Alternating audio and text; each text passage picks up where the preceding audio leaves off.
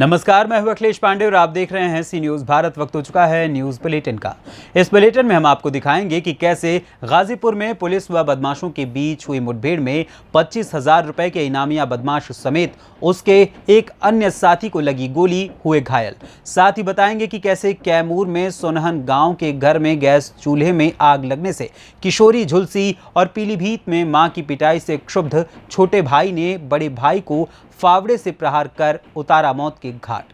और भी तमाम खबरों पर आइए विस्तार से करते हैं चर्चा।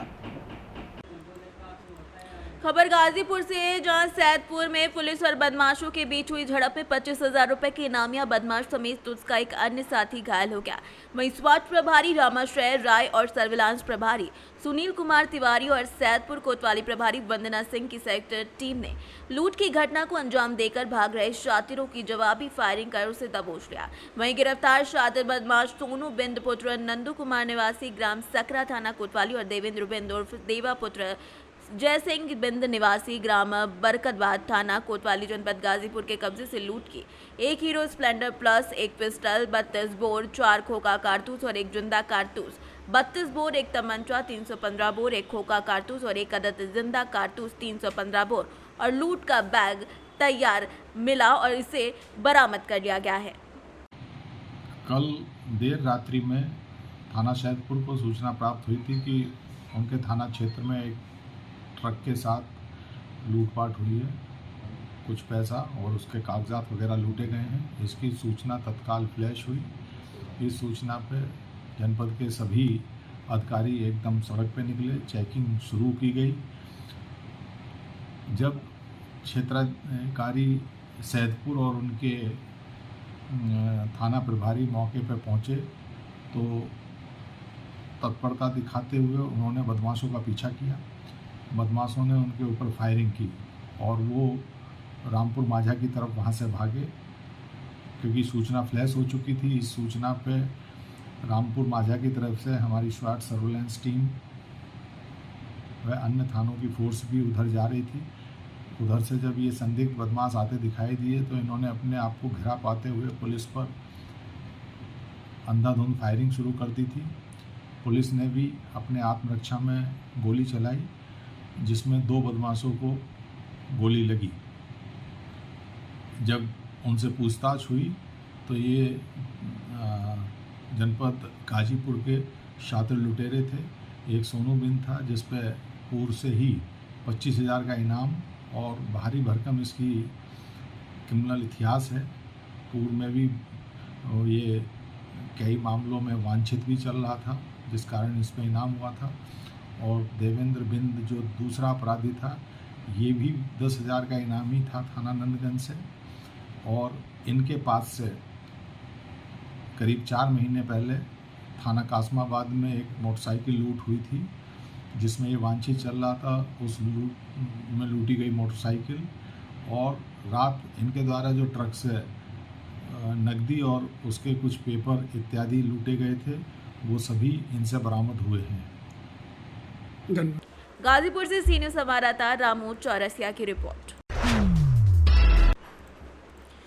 खबर झांसी से, जहां शुक्रवार को अपना दल एस के राष्ट्रीय कार्यवाहक अध्यक्ष उत्तर प्रदेश के प्राविधिक शिक्षा और बाट माप उपभोक्ता मामले में कैबिनेट मंत्री आशीष पटेल के प्रथम झांसी आगमन पर एकलव्य सेना के बुंदेलखंड प्रभारी कैलाश नारायण रायकवार और अपना दल की जिला महासचिव डॉक्टर सुभाष रायकवार ने मंत्री आशीष पटेल का सर्किट हाउस में बुके देकर स्वागत किया और स्मृति चिन्ह के रूप में झांसी की रानी की प्रतिमा भेंट की। इस मौके पर मंत्री आशीष पटेल ने कहा कि अपना दल को बुंदेलखंड में और मजबूत करने पर जोर दिया जा रहा है। उन्होंने कहा कि भाजपा के साथ मिलकर इस बार लोकसभा में उत्तर प्रदेश की 80 सीटें जीतकर पूरा जोर दिया जा रहा है। वहां भाजपा का अपना दल और जहां निषाद पार्टी के प्रत्याशी जीत रहे हों, उसे जुटाने का काम सभी को करना है। क्या नाम है आपका? हमारा कैलाश नारायण रायकवार है। मैं बुंदेलखंड प्रभारी एकलव्य सेना सिंह झांसी से। आज क्या किया कैलाश जी आप? आज हमने एक रानी जी की चिन्ह भेंट किया है माननीय मंत्री जी को, एकलव्य सेना के प्रतिनिधि मंडल द्वारा। कौन मंत्री जी? आशीष पटेल जी। कहाँ से आए? ये लखनऊ से आए हुए हैं। किस पार्टी के हैं? ये अपना दल एस से है। अपना दल है इसके। तो आप लोगों ने सम्मानित किया है? सम्मानित किया, स्वागत किया है। अच्छा, क्या बात हुई आपकी मंत्री जी से? क्या वार्ता? वार्ता तो ज़्यादा नहीं हुई, लेकिन इतनी है कि स्वागत किया हम लोगों अच्छा, ने। कुछ मांगे थी आपकी? नहीं, मांग कुछ नहीं थी।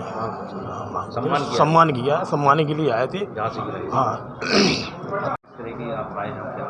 देखिए, यहाँ पर मैं आज झांसी में आया था। मैं प्राविधिक शिक्षा मंत्री हूँ, तो झांसी पे Bundelkhand institute of engineering and technology के छात्रों के साथ एक मैं संवाद करना, नया सत्र प्रारंभ हो रहा है और उनके साथ संवाद करके और जो इंस्टीट्यूट की थोड़ी बहुत समस्याएं हैं उनको शासन स्तर से कहाँ ठीक किया जा सकता है, उस विषय पे एक तो मैं बात करूँगा जा कर के संस्थान पर। दूसरा जो सबसे महत्वपूर्ण विषय है कि झांसी मंडल के सभी जिला स्तरीय, राष्ट्रीय और प्रदेश पदाधिकारी हैं, उनके साथ एक बैठक करके मैंने संगठनात्मक समीक्षा, जहां कुछ संगठन में चेंज करने की ज़रूरत है या वो है, उस पर एक फीडबैक लिया है। और अभी आपने देखा होगा कि सबसे पहले ललितपुर ज़िले की, फिर जालौन ज़िले की, अब झांसी ज़िले के पदाधिकारियों के साथ बैठक प्रारंभ होने जा रही है। तो ये सारा उद्देश्य था। संगठन की आपने क्या मजबूती देखी? निश्चित तौर पे हमारा संगठन झांसी मंडल में बहुत मजबूत है और चूँकि ये जिला स्तरीय पदाधिकारियों को ही इस बैठक में मैंने बुलाया था, उनसे फीडबैक लेना था, चेंज करने की ज़रूरत है या और बेहतर कैसे हो सके लोकसभा चुनाव को देखते हुए। जहां से हम लड़ें वहां अपना दल के कैंडिडेट को जिताएं, जहां से निषाद पार्टी लड़े वहां निषाद पार्टी के कैंडिडेट को जिताएं। Bureau report Jhansi. खबर कैमूर से है, जहां सोनहन गांव के घर में गैस चूल्हे में आग लगने से एक किशोरी गंभीर रूप से झुलस गई। जहां झुलसी हुई किशोरी सोनहन थाना क्षेत्र के सोनहन गांव निवासी कृष्णा बिंद की 14 वर्षीय पुत्री मंजू कुमारी बताई जा रही है। जहां परिजनों ने जानकारी देते हुए बताया कि किशोरी अपने घर पर सुबह से गैस चूल्हे पर चाय बना रही थी, तभी अचानक गैस लीक होने से वो झुलस गई। जहां परिजन द्वारा इलाज के लिए उसे आनंद फानन में भभुआ के सदर अस्पताल ले जाया गया, जहां चिकित्सक द्वारा प्राथमिक उपचार करने के बाद बेहतर इलाज के लिए वाराणसी के ट्रॉमा सेंटर से रेफर कर दिया गया। कैमूर से सी न्यूज संवाददाता ओम प्रकाश तिवारी की रिपोर्ट। खबर कैमूर से है, जहां करमचट थाना क्षेत्र के मंजियात गांव में दुकान से सामान खरीदकर लौट रही महिला की आकाशीय बिजली की चपेट में आने से मौत हो गई। मृतक महिला करमचट थाना क्षेत्र के स्वर्गीय नथुनी अहीर की 57 वर्षीय पत्नी यशोदा कुंवर बताई जा रही है। जानकारी के मुताबिक गांव में दुकान से सामान खरीदकर अपने घर जा रही थी, तभी आकाशीय बिजली के चपेट में आने से उसकी मौत हो गई। इसके बाद सूचना पुलिस को दी गई, जहां पुलिस ने शव को कब्जे में लेकर अस्पताल में पोस्टमार्टम के लिए भेज दिया है। हाँ तो तेज बोलिएगा। बताइए कहाँ आए हुए हैं आप? और घर पर लगे सदर अस्पताल में। सदर अस्पताल भभुआ में बनी? भगवान का कर बनी? पोस्टमार्टम करा के कर मम्मी का भइल रहा? बिजली लग रहा। कैसे बिजली लागी इनके? घर पर ले जाते रही, बाजार करे आवत रही और से मार दिलक। पर कहाँ से सामान? घर पर से गाँव में सामान खरीद गई रही? हाँ, गाँव में। अपना गाँव में सामान खरीदे खाती गई रही? हाँ, हाँ। तो का भाई सामान खरीद के लौटत रही घरे? हाँ, लौटत रही, बिजली मार दिलक। बिजली मार दिलस ओजे मर गई? हाँ, वही मर गई। पोस्टमार्टम करावे पड़ जाए सदर अस्पताल में। हाँ। का नाम रहा माई के? दसोदा देवी। पति के नाम? स्वर्गीय नथुनी यादव। स्वर्गीय नथुनी यादव। हाँ। घर कहाँ बा? मछिया थाना? सबा तू के बड़ा इनकर? लड़का लड़का बाल उनकर का नाम बा तोहार? सत्येंद्र यादव। सत्येंद्र यादव। घर कहाँ बा? मछिया थाना? सबा। कैमूर से सी न्यूज संवाददाता ओम प्रकाश तिवारी की रिपोर्ट। खबर पीलीभीत से है, जहां मां की पिटाई से क्षुब्ध होकर भाई ने बड़े भाई को फावड़े से प्रहार कर मौत के घाट उतार दिया। उसकी मौत से घर में कोहराम मचा है। नगर के मोहल्ला अहमदनगर में इकबाल के घर में घाटमपुर निवासी रजी अहमद पुत्र मुन ने अपनी मां सलमा बेगम, छोटा भाई वसी अहमद और बहन गुलबहार और रुखसार के साथ किराए पर रहता था। बताया जा रहा है कि रजी अहमद शराबी प्रवृत्ति का है और अक्सर अपनी मां के साथ मारपीट करता रहता है। परिवार के लोगों ने 4 दिनों से खाना नहीं खाया क्योंकि छोटे भाई को मजदूरी नहीं मिली।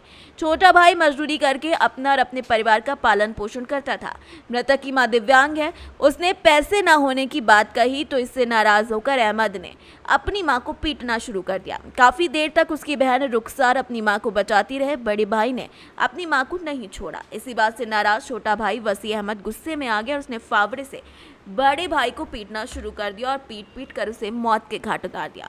सूचना मिलने पर पुलिस मौके पर पहुंच गई है। पुलिस ने शव को कब्जे में लेकर पोस्टमार्टम के लिए भेज दिया है। क्या पूरा मामला?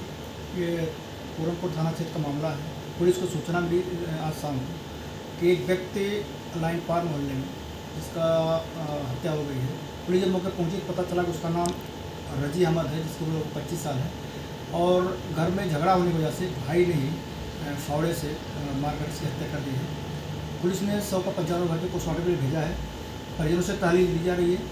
उसके आधार पर और से विधिक कार्रवाई पुलिस द्वारा की जाएगी। सर वजह क्या रही आगे मर्डर की? पता ही चला प्राथमिक जांच में कि घर पर वो नशा करता था और पैसे मांगता था। उसी को लेकर आज मारपीट घर पे किया था। इसी वजह से घटना हुई है। हत्या किस चीज़ से की गई? हत्या फावड़े से की गई है। पीलीभीत से सी न्यूज़ संवाददाता हैदर खान की रिपोर्ट। फिलहाल के लिए इस न्यूज़ बुलेटिन में बस इतना ही। देश दुनिया की तमाम खबरों के लिए देखते रहें सी न्यूज़ भारत, और खबर आपके साथ, आपके हाथ।